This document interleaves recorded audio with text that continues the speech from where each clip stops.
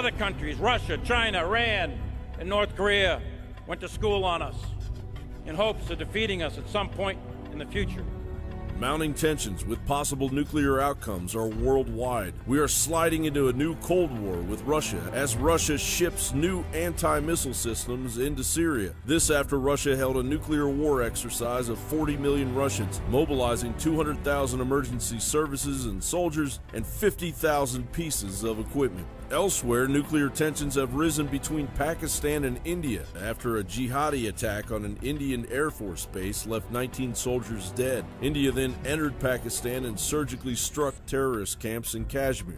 Breitbart reported, "It is becoming increasingly clear that something serious has changed in relations between Pakistan and India as a result of repeated attacks of violence in the Indian-controlled region of Kashmir. It is clear that each country in a generational crisis era is on a trend line to become increasingly nationalistic and belligerent towards the other, and it is also clear that these trend lines will continue on the same path until they result in war. From the point of view of generational dynamics, it is not a question of if, but of when, and with the rapid rise in nationalism on both sides, when may not be too far off. Of course, with all of the saber rattling, North Korea doesn't want to be left out either. Satellite images reveal North Korea is constructing a submarine capable of getting the North Koreans' newly developed ballistic missiles within range of the United States coastline. CNN reported, "Doing a major test would be a way of trying to intimidate the incoming president. North Korea chooses particular windows that they know will gain maximum attention from the world, and the U.S. in particular.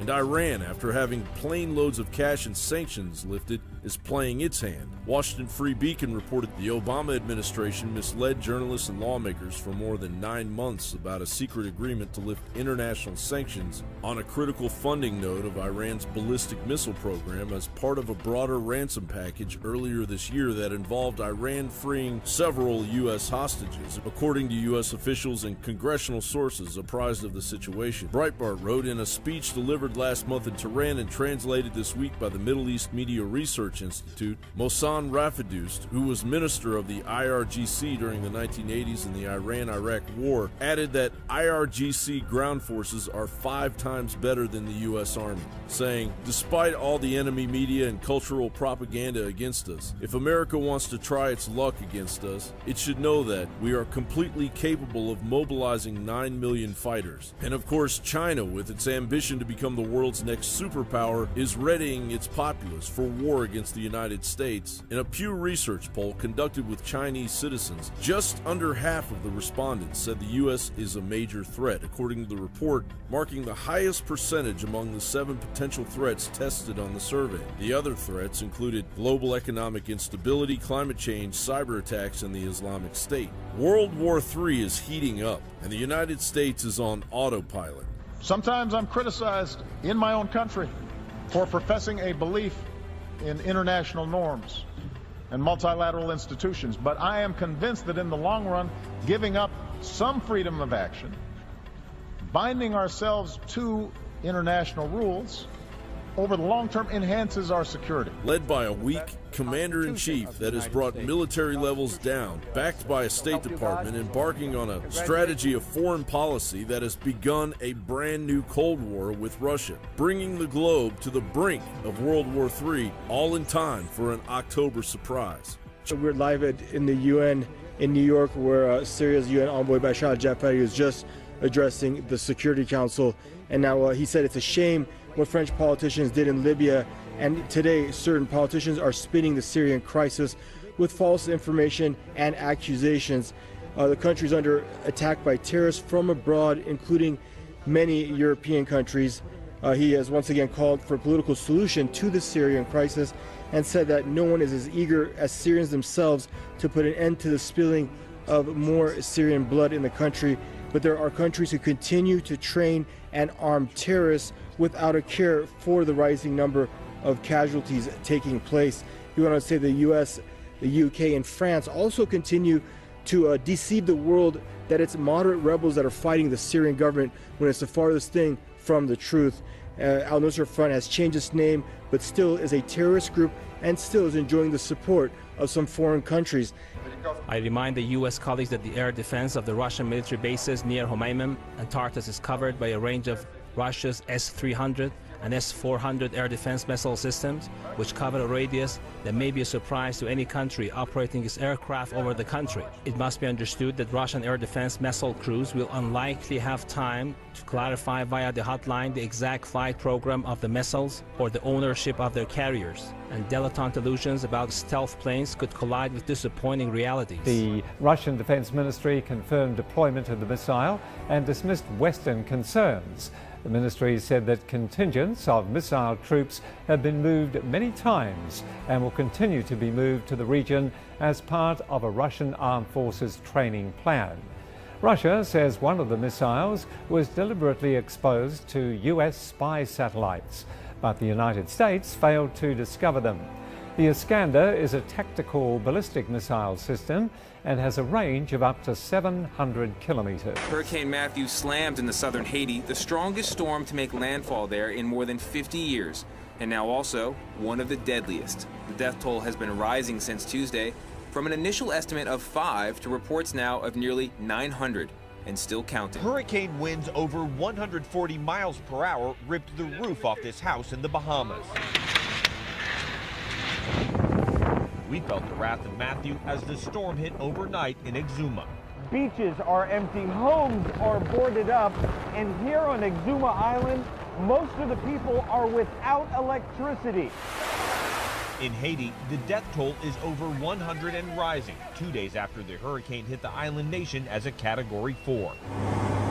In Jérémie, 145-mile-per-hour winds decimated homes, while floodwaters swept away roads and bridges. The widespread damage prompted the Haitian government to suspend Sunday's presidential election. And now let's turn to South Korea, where Typhoon Chaba has battered southern parts of the country, and reports say at least 5 people were killed on Wednesday. The typhoon caused flooding in the country's main port, industrial cities and major factories, and dozens of flights in and out of the resort island of Jeju, which is a popular destination with Chinese tourists, have been cancelled. The country's largest port in the city of Busan is closed for the second consecutive day. Work in factories owned by Hyundai Motors in the city of Ulsan has been suspended after facilities were partially flooded. Authorities say 2,500 schools across the country are closed. Turkish officials say a motorcycle bomb has exploded near a police station in Istanbul, wounding 5 people, one of them seriously. Ambulances rushed to the scene and security forces were deployed to the area. The bomb exploded in the Yenibazna neighborhood, several kilometers from Istanbul's Ataturk airport. There have been a number of bomb attacks in Turkey in recent months, some blamed on the Kurdistan Workers' Party militant group and some on Islamic State. Hurricane Matthew pummeled America's oldest city, St. Augustine, dumping more than 9 inches of rain and causing widespread flooding. Bill Arlt heeded evacuation orders but is staying nearby. What are you expecting to see when you return to your house? That's a good question. We can't answer that until we see it. More than half of the city's 14,000 residents chose to stay, some of them now trapped in their homes and businesses by water. How many kids are in there? This man can be seen standing on the steps of the Casablanca Inn. 20 people were stuck inside. No injuries or deaths have been reported. Wind gusts of over 80 miles per hour tore through roofs, toppled trees, and submerged cars. This cell phone video shows floodwater inside a local college. The college is now closed. Nearly 65,000 customers are without power. Oh my gosh, guys, we should back away. An hour south in Daytona Beach, the only thing that separated the storm surge and this home from being flooded was a glass patio door. German police have arrested 3 suspects in connection with a hunt for a Syrian-born man suspected of planning a bomb attack. Police also say that they have found several hundred grams of explosives in an apartment that they raided in the eastern city of Chemnitz. They were following information that someone may have been planning a bombing attack. Police are still searching for the suspect, identified as 22-year-old Jabba al-Bakr from near Damascus. The Saxony police spokesman said 2 people who knew al-Bakr were taken into custody in the Chemnitz train station area and a third in downtown Chemnitz. In Turkey's capital, where another round of deadly explosions took place on Saturday. 2 suicide bombers detonated the car bombs in Ankara after police called on them to surrender. The suspects, believed to be a man and a woman, were dead on site. No one else was hurt. Police said evidence shows the bombers had links to Kurdistan Workers' Party, or PKK. One day earlier, another Kurdish group with ties to PKK claimed responsibility for Thursday's motorbike bombing that wounded 10 people in Istanbul. Over the past few months, a number of explosions have hit Turkey, including the bloodiest one that killed 103 people in August 10, 2015.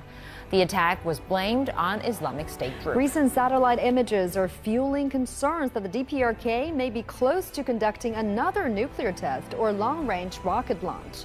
Imagery analysis posted by Johns Hopkins University in the U.S. shows increased activity at DPRK's Sohae satellite launch station. However, as the tower and assembly structures on the launch pad are both covered, it is unclear whether this activity is related to launch preparations or other operations.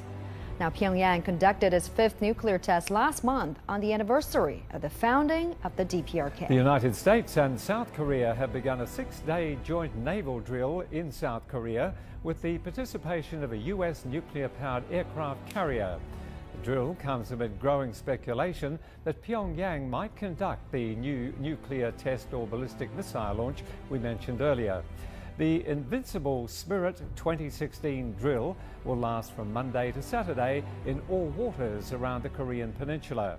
The US has deployed nuclear-powered aircraft carrier USS Ronald Reagan along with 7 warships, and South Korea has mobilized about 40 warships.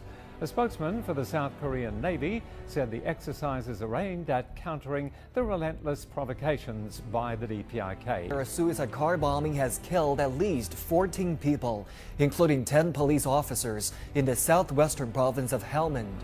A local official says the Taliban carried out the attack after they targeted police checkpoints. The group controls large parts of the province and has launched counteroffensives against government forces. Helmand is the country's main opium source. It makes an estimated $4 billion worth of the product every year, making it strategically important to the Taliban. U.S. military says its Navy-guided missile destroyers come under an attempted missile attack from territory in Yemen controlled by Houthi fighters. Pentagon said USS Mason detected 2 inbound missiles within 60 minutes in the Red Sea off the coast of Yemen. It also added the missiles landed in the sea before reaching the ship, and there were no casualties. The destroyer, along with 2 other warships, had arrived in the region immediately after a missile attack left a United Arab Emirates warship destroyed 5 days ago. Yemen's army, which is backed by Ansarullah fighters, claimed responsibility for that attack. The Emirati warship was formerly operated by the U.S. Navy off the coast of Yemen. Meanwhile, the Yemeni army, backed by Houthi fighters, have targeted an airbase with a ballistic missile in Taif. The attack